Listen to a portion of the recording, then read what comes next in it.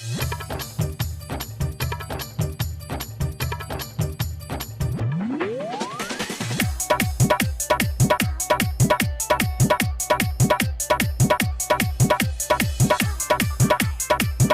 उमेश सुखीपुर बाजार। सबका देखलिए आहा बेर बेर जनमत जीत जते अब की बेर। सबका देखलिए आहा बेर बेर जनमत जीत जते अब की बेर। लोभ लालच में न पड़बै होरन में मोहर देबै मारियो। लोभ लालच में न पड़बै होरन में मोहर देबै मारियो। घर घर मिलत रोजगारी देतै विकास के झंडा गाड़ियो। घर घर मिलत रोजगारी देतै विकास के झंडा गाड़ियो।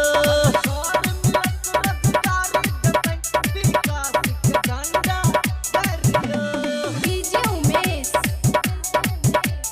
सुखीपुर बाजार। चुनाव के समय में नेता करत प्रणाम यो, जीतला के बाद भूल जात नाम ठेगान यो।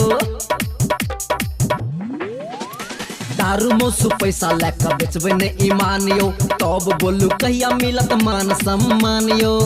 लोभ लालच में न पड़बै होरन में मोहर देबै मारियो। लोभ लालच में न पड़बै होरन में मोहर देबै मारियो। घर घर मिलत रोजगारी देतै विकास के झंडा गाड़ियो। घर घर मिलत रोजगारी देतै विकास के झंडा गाड़ियो।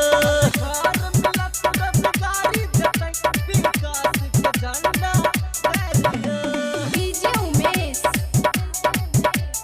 सुखीपुर बाजार।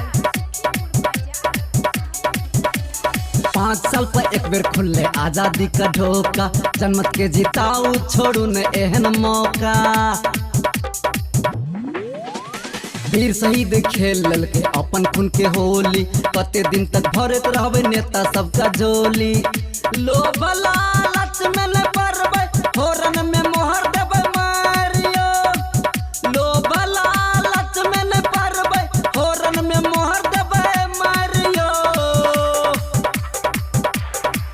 घर घर मिलत रोजगारी देतै विकास के झंडा गाड़ियो। घर